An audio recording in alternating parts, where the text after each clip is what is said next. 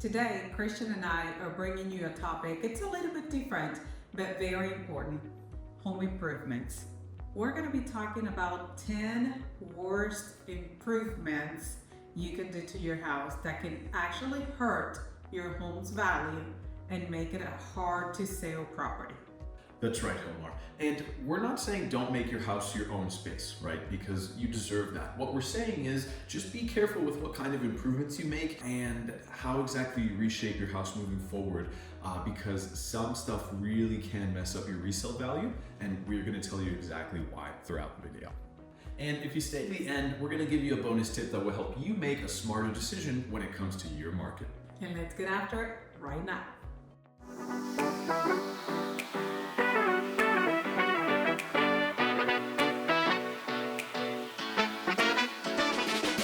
If this is your first time on the channel, subscribe below and tap the bell for notifications so you can be the first one to know about the current market in Knoxville, Tennessee. I'm Hilmar. And I'm Christian with Castillo Realty, and we get calls from people just like you every single day. So whether you're moving in 9 days or 9 months, please feel free to reach out to us, as we'd love to help you make a smooth move to Knoxville, Tennessee.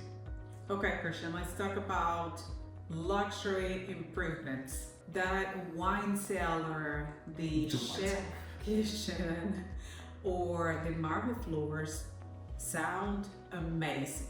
They really do. A wine cellar would be awesome. Okay, But look where you are. Look your market. Look the houses around. Do they all have wine cellars? Or maybe they have gourmet kitchens, chef's kitchens. If they do, great upgrade. But if not, you might be hurting your home's value, because you're going to be putting $50,000, $60,000 into a home that you're not going to get out of. Same with high-end appliances.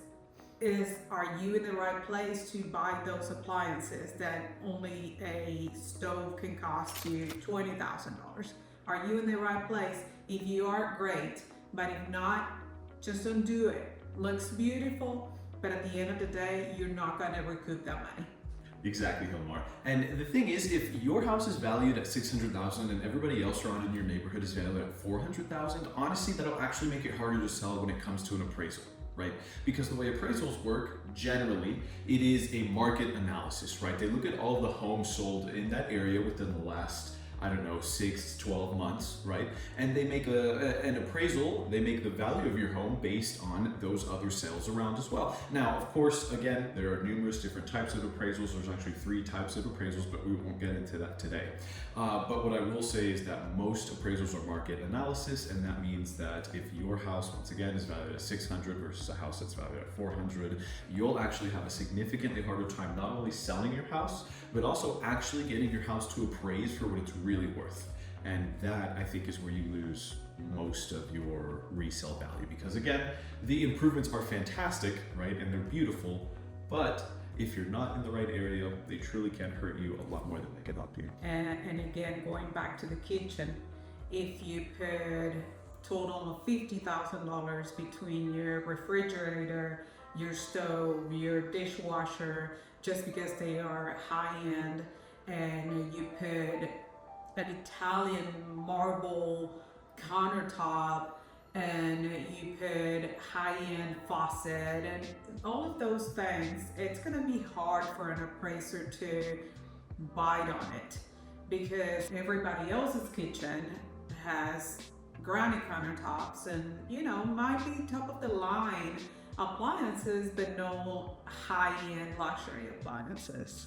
So if you are considering making an improvement to your home, just find out what's common in your area and stick to the improvements that will bring you the best value to your investment.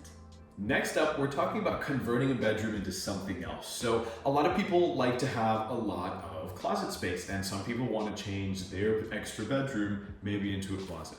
My suggestion, okay, if you're going to do this, is to have destroyable things, like anything you can tear down as far as your closet preferences, like shelves or anything like that, or someplace to hang your clothes. Make sure you can take all of that stuff off, so whenever you do go to sell your home, it can still stay a bedroom and you are still able to enjoy your walk-in closet. So again, that's an upgrade that would be awesome for you if you're living by yourself, but once you want to sell your home, make sure you're able to take all that stuff off so it can stay a bedroom for the next time around.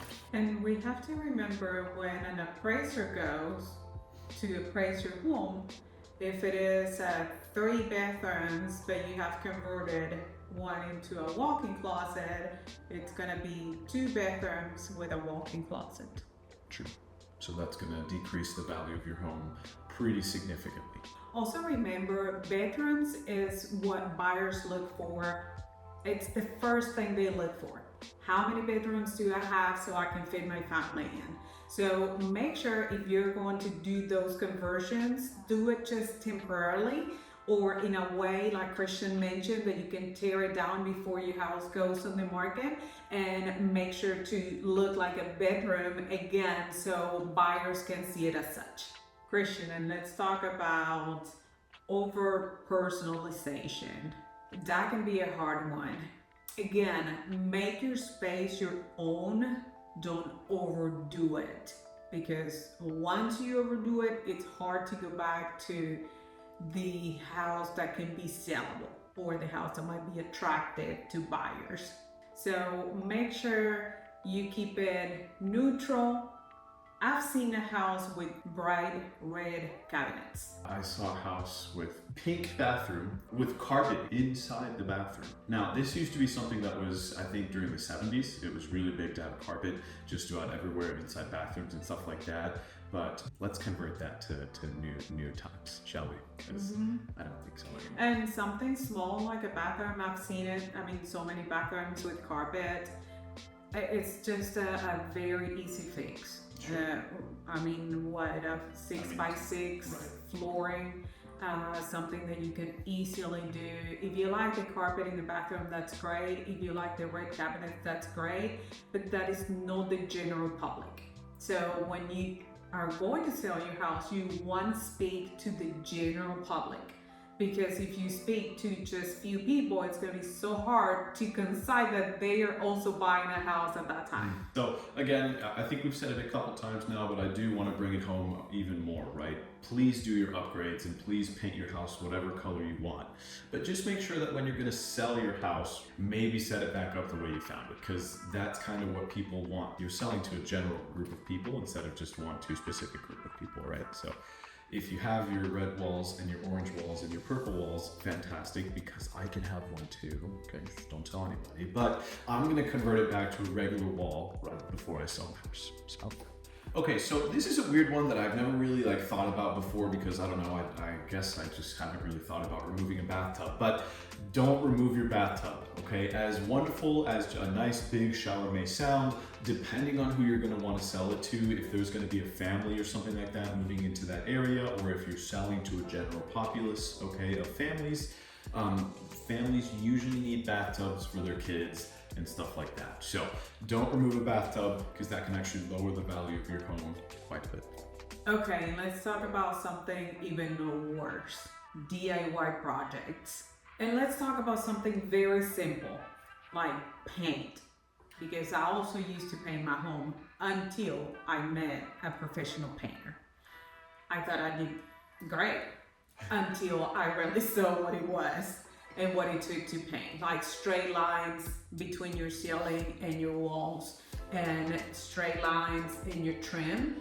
That is now very important to me, but it wasn't then. And now when I'm going to a home that I'm taking clients to, that's the first thing I look for, because if you do your own painting, that's fine, but try to do straight lines, please. That looks unfinished, that looks unpolished. And when you do that, you wonder if this is what I see, what other DIY projects have been done in this house by somebody that didn't know what they were doing and they were just looking maybe to try to do it. Right, and coming from somebody who tried their own DIY project, let's just say there is no shame in hiring a professional, okay? Because it'll save you headaches in the future and probably headaches right up front, because if you don't know what you're doing, it could turn out pretty bad. I'm going to leave that story for a different day, but just know that it was not the best, and I ended up hiring a professional anyway and spending even more money. All right, so we talked about cabinets and paints and bathtubs and all these kinds of things, but now how about something that I'm sure you guys are all wondering, pools, okay? Pools are not an improvement that will raise your home value, I would say 99% of the time. Okay, if you live in a hot environment where it is hot year-round, pools are great, right? But if you live in a place like Knoxville, Tennessee, where we get 30 or 10-degree weather, right? That pool is going to be a liability for anybody coming in, and for a lot of people buying, that might look like an unnecessary expense. Just do your research. If you live in an area where pools are popular, then that might be a good investment for you, because then homes say $1,500,000. Yours is gonna be $1,300,000 because you don't have the pool. So invest $100,000 and make $1,500,000, but just make sure that you do your research. Or hire some experts like us that can help you out, let you know exactly what's going on in your area, what's the better thing to do. Always remember to hit that notification and your bell icon, and make sure to subscribe. Now let's talk about a garage. A lot of people like to convert the garage into a living space, and that is a great idea. And many people love to add square footage, but remember that some buyers are still wanting that functional garage.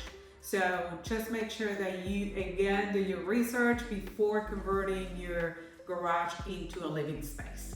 Right, and I was talking to Omar off camera about this. If I have the availability to buy a house with a garage versus a house that's coming with a garage, but it's turned into something else that's not a garage anymore, I'm gonna say, hey, you know what, thanks so much, brother, but I'm gonna go on to the next one and buy the one with the garage. So I think, again, please do whatever you want, truly. We're not telling you what to do or what not to do with your house. We're just making suggestions. But what I will say is, if you do want to convert into a living space like that, make it easily reversible, right? Make it something that you can remove right out of there as soon as you guys are moving out, and make your garage available to whoever wants to come in and do whatever they want with it, because just because you like that living space doesn't mean that they're going to want that living space. All right, so we've given you outside of the house, or I guess most inside, and then the pool's the outside. But here's another outside detail that a lot of people don't think about, and I didn't even think about this truly until we started making this video, is over-the-top landscaping. Right, and then I sat there and thought about it for a little bit, and I was like, yeah, honestly, if I wasn't a landscape or somebody who takes care of that kind of stuff, I wouldn't really want to take care of it either, or have the expenses to pay for that so somebody else can take care of it. You know what I mean? So over-the-top landscaping, it's a no. Again, depending on the area that you're in and what is common in the area. That's right. But as for advice, just keep it simple. And low maintenance is the best thing that you can do, so people can see it as an easy way to keep up with it. Right. Also use native plants, because when you do use native plants, they are just there. They have lived there their whole 1,000 years. Ancestry. And they're going to be easy to maintain because they are acclimated. So just keep that in mind. That's right. Now I'll keep talking about carpet. We talk about the carpet in the bathroom, but let's talk about the carpet in the whole house. Wall-to-wall carpet. Carpet is less and less and less desirable, and buyers might move on from one house to the next just because the one that they're choosing has, say, luxury vinyl or ceramic tile. Anything is better than carpet at this point for buyers.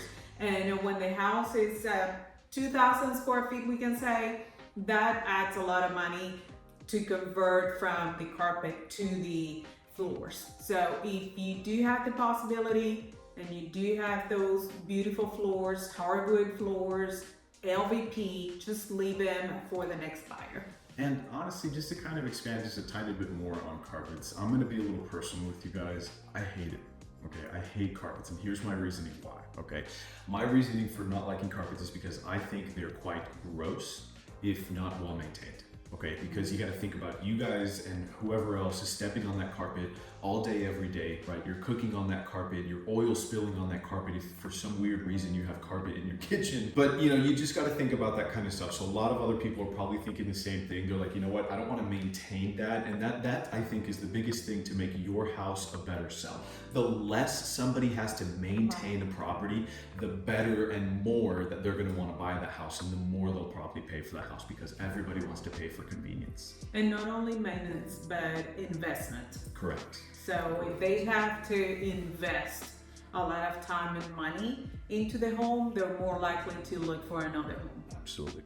So we've talked about quite a few bit of upgrades and updates, or whatever we want to call them, to that you maybe shouldn't do to your house, or that if you have done or if you want to do, maybe make them easily revertible. Well, here's one that's not so easily revertible, and it is unpermitted upgrades, right? Like, I'm talking about making a porch that is not up to code with your current housing. Please make sure that everything that you put into your home is up to code, because if not, that's going to cause legal issues. That's probably going to cause a lower appraisal, and homebuyers are certainly not going to want to invest in your home if that's the case, that they're going to have to be dealing with all those kinds of things. Make sure any sort of update or upgrade that you put into your house, you do your research on it, make sure. Permits.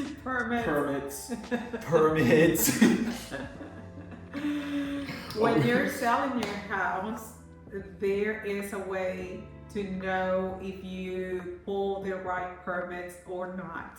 So please don't think that it's going to go, just under the rug. Right. Yeah, so you're saying, like, if somebody can go look up your house and say, oh, they have a porch, but they didn't pull up a permit for that. People can do that online. Yeah. Where would you be? In the city's website. In the city's website.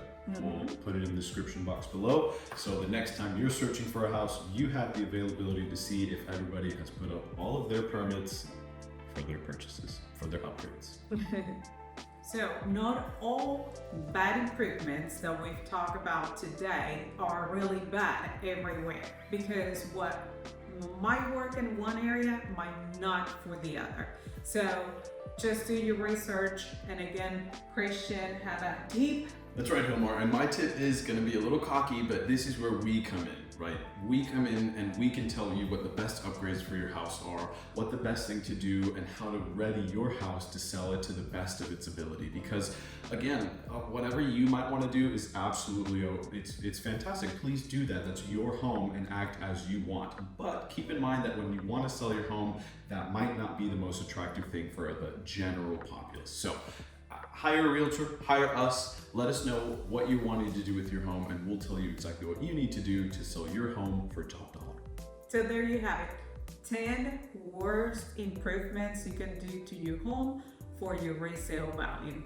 If you found this video helpful, please make sure to like, subscribe, hit that bell for notifications, and share the channel so you never ever miss an update. Oh, and I'm going to ask you for something.